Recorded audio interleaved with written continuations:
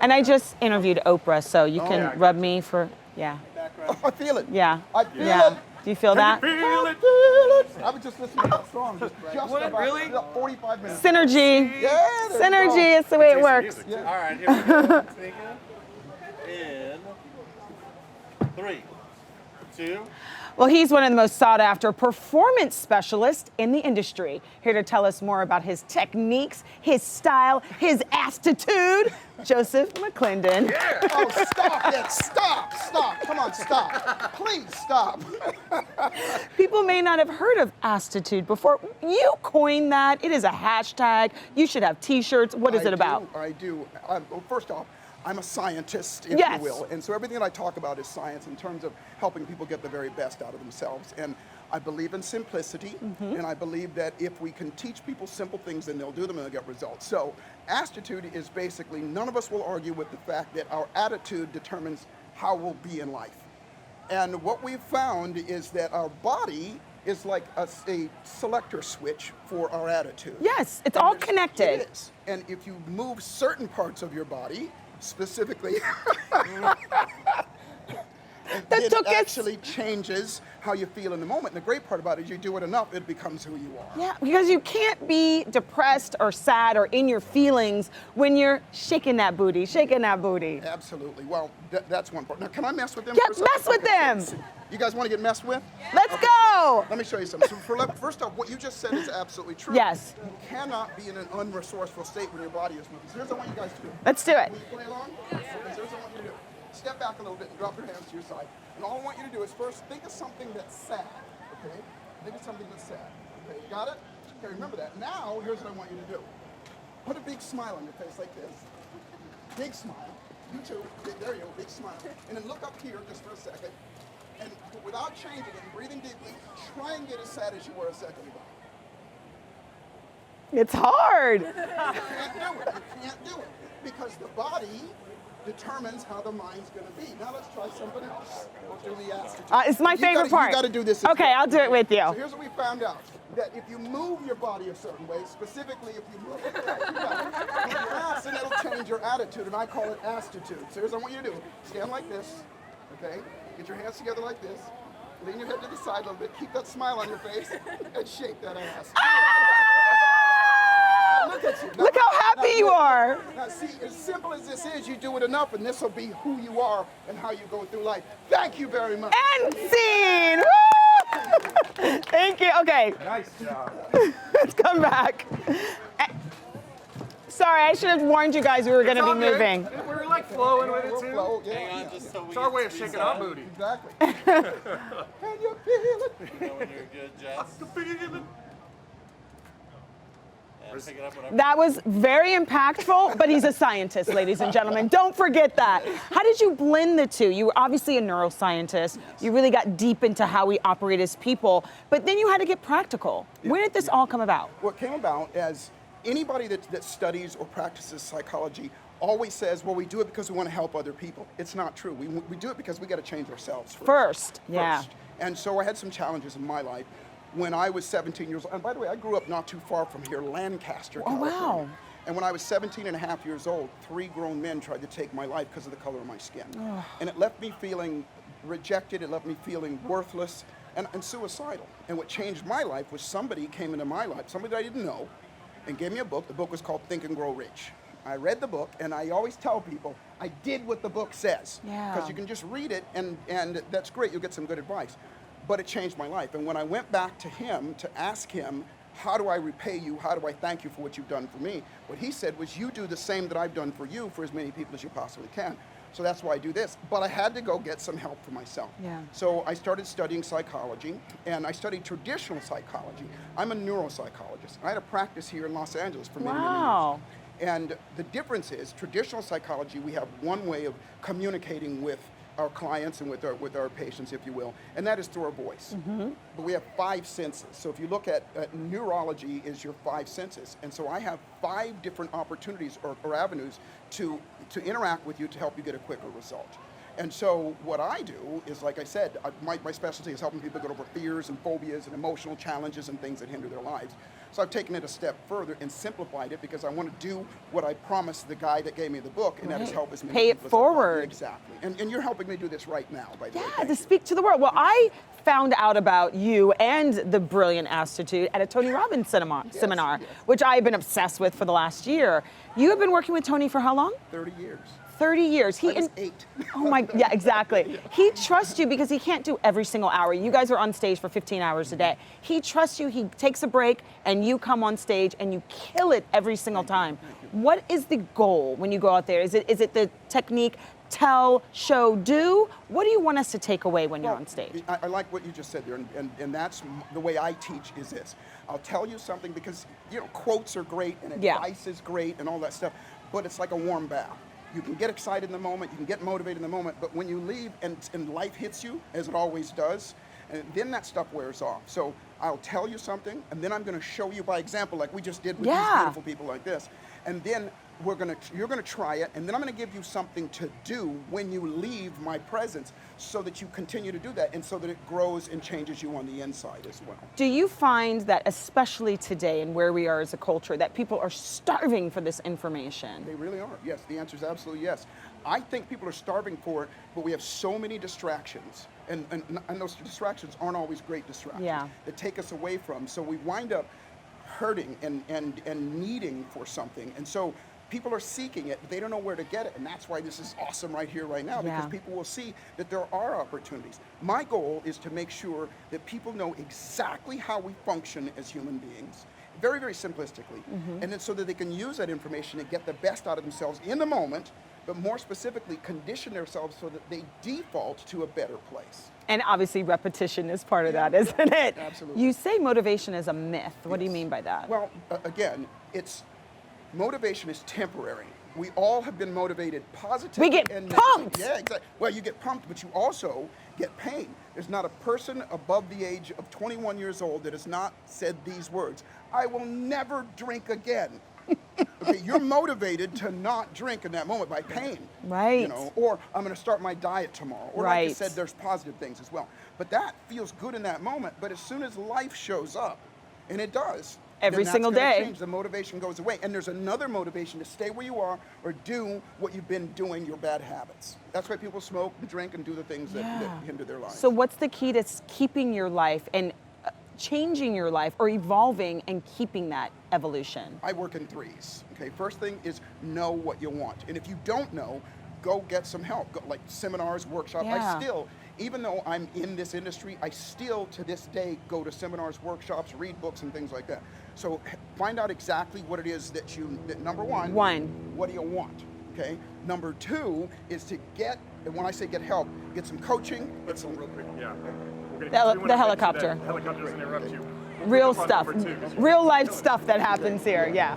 And I wanted people to hear exactly what you're saying. Exactly. These are key things we need to from you. That's a huge one. Know what you want. It's the number one thing. And it's one thing that you want? No. It's one thing at a time. Okay. It's one thing at a time, because you can, like we all do. We all want lots of different things, but here's what happens: is we get, I want this, and I don't know which one to focus on. It's one at a time. Okay. And so you can do 10 minutes on this a day, 10 minutes on this, or 15, and you'll grow one at a time. So first off, number one, know what you want. Number two, which is the odd thing for most people because they don't know what that means, but that's what I'm here for now, is to know why you want it, because it's the why that pulls you towards it. It's the why that makes you get up early, stay up late, and do all that stuff. And as soon as you figure that out, it's like, we're parents. Okay? Yeah. My biggest why, and I know you and I were talking a little while ago, your biggest why is your daughter. Absolutely. And so as long as you go, at the end of the day, or when you're going through stuff, you go, okay, well, I'm doing this because of this. You relax and you start to look, what I call the carrot on the stick. You start to move forward. And then lastly, here's number three, and this is the part that you guys don't do enough.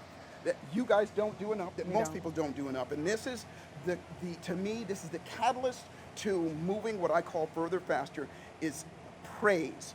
Praise yourself. Is to give it up to yourself. It's not just this whole self-love kind of thing, but we are designed as human beings. Our nervous system is designed to move towards praise. Yeah. Your child, you go, the child goes, Ma, you don't go, okay, that wasn't mother, so that's not good enough. You go, here's a cookie, that's great. And the baby's nervous system learns that, wait a minute, all I got to do is this again, and it feels good. So they look forward to that. So those three things, I mean, there's obviously more, but those basic So it's ones. more than gratitude. It's praising. It's like Praising yourself. congratulating Yeah, yourself. yeah. What does that look like on you when you've done? Beautiful, nice job. Give us an example, Joseph McClendon. So watch. I'm going to give you my 4 basic, and everybody can do. What about them? Okay. You. Okay. Okay. They for can- me, they can okay, do for it me, too. For me, it is. I do things like this. You know, put it out on that hot ass of mine. Whatever. You're doing good. Yes. Exactly. Or just so pat hot. myself on the back, or just say great job. But here's the greatest thing that I say for everybody. I do this every single morning, and I encourage you to do it as well. Go to the mirror and look that person in the eyes, and look deep in his or her eyes, and Yes. say the magic words. I love you, with a smile on your face, and then walk away, because that's first thing in the morning, because that gives you, the person that you need the most appreciation from is yourself. Look at you right now. It feels Well, good. because I'm thinking about what you told us on this. It was just a Tony Robbins UPW. Unleash the power within. I'm thinking of ultimate performance. Unleash the power within. And you said you walk through every door in your life. Yeah, yes, exactly. Thank you. Thank you. Hello. I saw you in the audience doing it, and you did an excellent job. And silly things like that, crazy, silly things like that, that teaches your nervous system to want more and appreciate yourself, and that's what makes you go forward. Yeah. Because we live in this world right now where we are looking for accolades from other people, but we're craving it from ourselves. And when we start to give it to ourselves, then we feel deserving. Then we feel like, well, I can do this, I will do this, I want to do this. Well, obviously, I'm taking everything in, like, I'm soaking it in. Now, we are living in weird times right now, okay? It's to me, kind of the dark ages of our generation, but you see it a little bit differently. I do. How do you see it? I look at, yes, there are unfortunate and terrible things that are happening right now.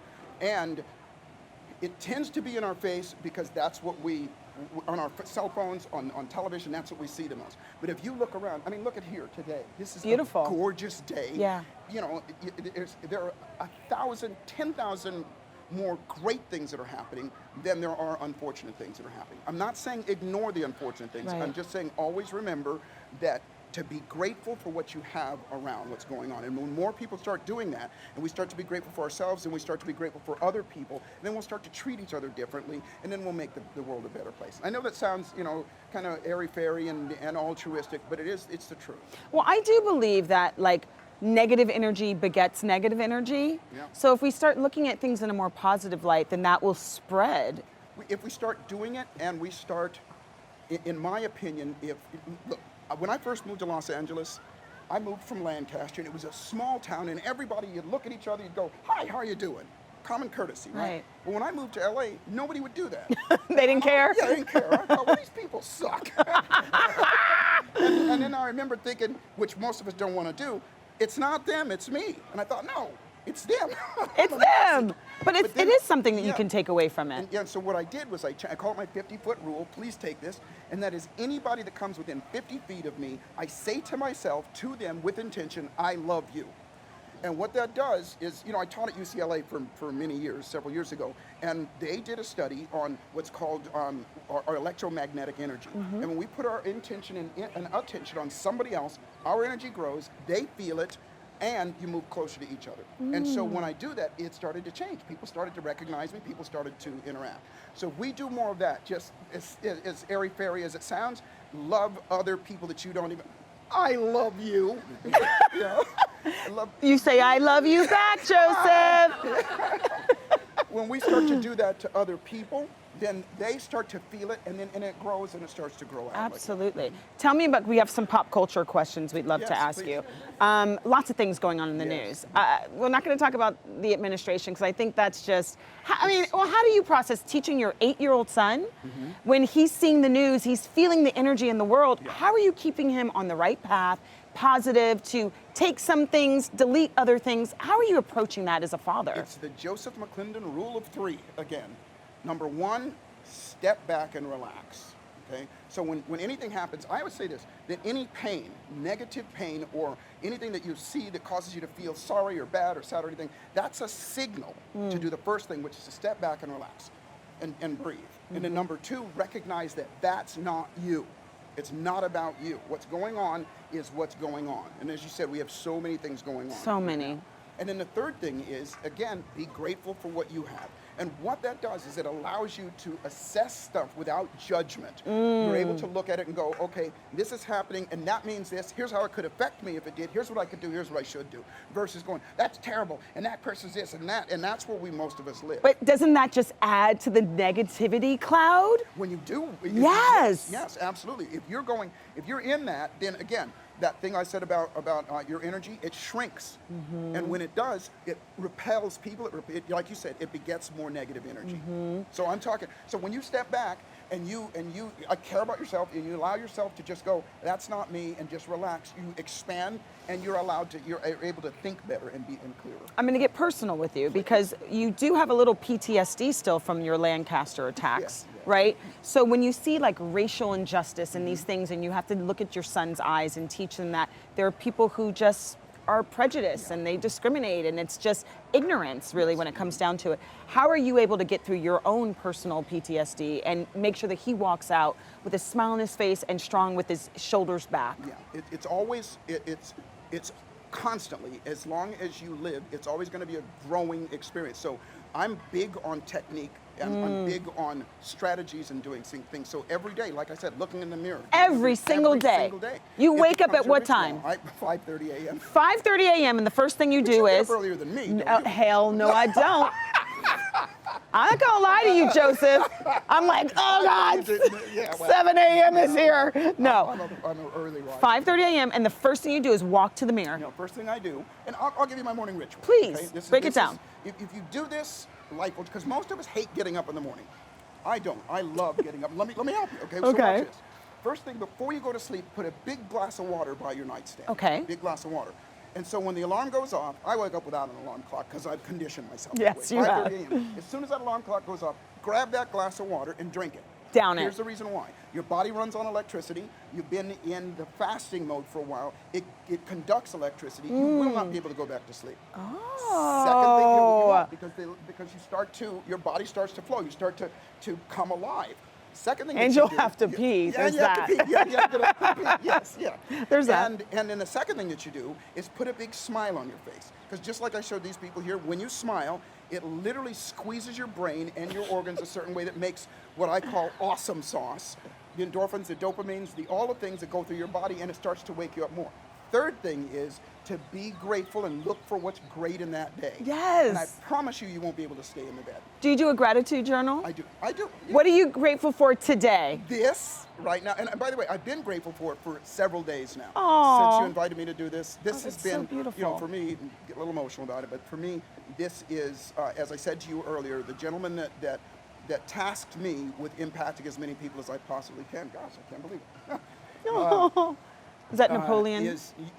No. The guy gave me the book, Napoleon Hill. But the guy that gave me the book, a dear friend, he passed away several years ago now. But what he tasked me to do was to impact as many people as I possibly can, and to be able to do this on your show and impact you and everybody around. This is what I'm grateful for the most. And that's why you and Tony are such a good team. Yes. He's larger than life. You got the attitude going, but you guys both have the same mission, Yes, don't you? we're assisting each other in that same mission. Yes. How would you describe him in a way that none of us know? Funny.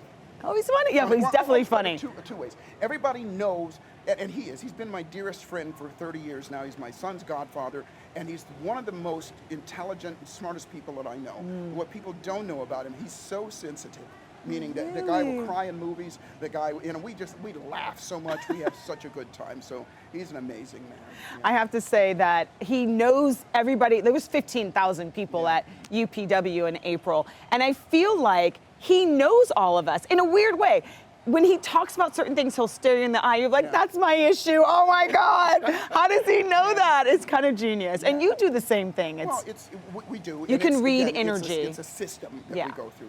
You heard me say it from the stage. Everything that I do from this moment forward, everything is well thought out. And so, and to your point though, we talk about issues that because we're human, Yeah. and we've had those types of issues as well. So people show up for really the same kinds of reasons. They want to feel better about themselves. They want to, make more money. They want to, stop procrastinating. They have the same types of issues. Everybody has fears. Yeah. And so if you learn how to eliminate those fears and replace them with something else, then you become a better person. Boom. Okay, pop culture. The Jussie Smollett case. Everybody's talking about it. They can't believe that this man would so-called make it up. I don't know what happened. How do you process that in a spiritual sense, in a more electrical sense? Yeah, everything happens for a reason, and as cosmic as that may sound, I look at that. Remember the three things that I said. First off, I look at it and I step back for a second. 'Cause it's really easy to judge that man. And if he did it, that's horrifying. If he didn't, it's terrible that happened to him, whatever happens. But I look at it and I step back for a second, I relax and allow myself to just go, okay, let me process as being, this is exactly what it is. It's disappointing that it's even there, but it's not me. It's not about me. Okay? Right. And then so when I do, I go, okay, so let me look at how this is going to affect me, people around me, and how can I counter that? And then the last thing is I look at it and I go, what's the lesson that I learned in that? What is the lesson? And there's several lessons in that one, obviously. Ooh, break it down. But the name of the game is, when I say everything happens for a reason, I think that incident alone, this is just my personal opinion, when I look at that, I'm going, what now is in the forefront is that people are reacting and acting ways that are not conducive to us as growing as people. And so what that's going is people can look at that, kids can go, well, that's something I would never do now. That's something I would never do. Instead of going, that's terrible, what he did, go, when you do take it back to yourself, go, this is the lesson that I learned in that. And this is the lesson how I can treat other people. I would never go out and do that to somebody else. I'd never do this. So that's where we can take it in and we can grow from it. I love it. Then there's this college scandal everybody's talking about. And I'm shocked because I feel like people have been doing that since the beginning of colleges. They've been going, I've got lots of money, take my kid. Is it as shocking as they're making it out to be on the news? I don't think so. Yeah. I agree with you that it's been going on for some time now. Yeah. And it's kind of like, years ago with the whole Rodney King thing and all of it happens all the time. They just got caught. Correct. These people just got caught. So again, it's a spotlight on here's something, and now we know that it's there, we know what not to do, and hopefully from this, people will grow and that situation will be remedied so it'll never happen again. If they were your patients, and obviously they thought they needed to pay money because of something that they are going through emotionally, like either they have fear or they're insecure or whatever, how would you get them past that? Well, first off, I'd find out. Remember, number one thing is, what do you want? That's the number one question I ask. I think they figured out what they wanted their kid to be at They want their USC. kid to be at USC, okay. And then you would go, okay. And by the way, if that's what if they showed up after the fact, they're already going to jail and they're going, why did I do this? Yeah. Then we're going to have to go, okay, what do you want now? Yeah, you have to reevaluate. But ahead of time, if they go, I want my kid to go to USC, and I'm thinking about cheating and doing that, okay? So I'm going to say, well, what are you afraid of? What keeps you from allowing your child to earn it honestly? And they go, I'm afraid that my kid isn't strong enough. I'm afraid that, this and that. So then I can help them with that fear, Hit it before it gets to this level. Exactly. And again, that's why it's unfortunate that it's happened, but Tanika, it's there for a reason. So other parents can look at it and go, I will not do that for my child. I think this is making an example, that's for sure. It is. And a big story that everyone is talking about as well is Britney Spears in and out of her rehab situation. Mental health. Obviously, we've been criminalizing people with mental health. How should we look at them? Is it a disease? Is it something that people can go to rehab for? The answer is yes on all. When I say disease, I say it is a wait for it, ease. Meaning that the reason a person will go back to drugs, first off, when I say drugs or any kind of substance abuse, when that stuff is in your system, it affects you physically. It's a physiological change, and you change the blood that goes through your system. So obviously, step number one, what do they want? And if they genuinely desire to lead a clean life, then I can help them. And the number one thing is obviously to remove that element from them, okay? But, a person like Britney, and I don't know her personally, but I've had the privilege of working with many, many Academy Award winners and people in the entertainment industry and sports figures and so on and so forth. And there's a huge challenge in that they have gotten their significance from the outside world. Significance, yep.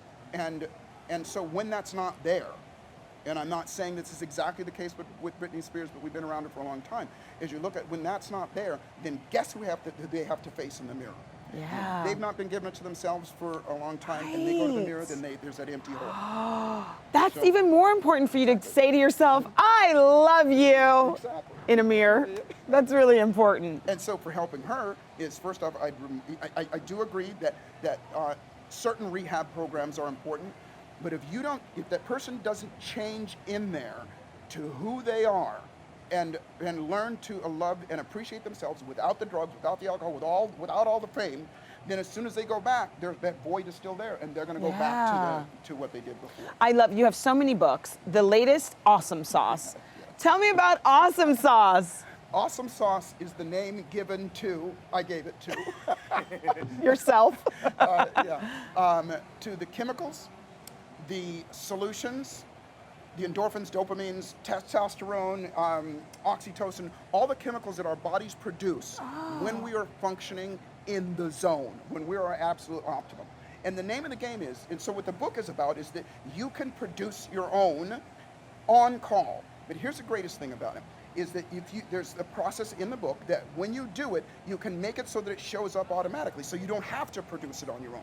It shows up automatically. I call it your default. And so the blood that courses through your, like you got Awesome Sauce going through you right now. Yes. Me too as well. Got it. And I work with a lot of athletes, and you see like a basketball player who's in the zone and they're hitting those baskets, or they're doing whatever it is, or an actor, whatever. And we all do that. You're in the zone when you tie your shoes. You're in your zone when you drive a car, and we can capture that and bring it forward, and then. The process is to not just repeat it, but repeat it in such a way that it becomes your norm. It's immediate. Yes, automatically. So when you step up to do something, you automatically step up and you got that sauce running through you. I love that. It's what Tony calls state. You call it sauce. Yes. I'll take it. State is a result of the sauce that's in your system and the ass that you're shaking. Be sure to pick up a copy of Joseph's latest book, Awesome Sauce, in stores now. Thank you, sir. You're yes. awesome. Thank you so much.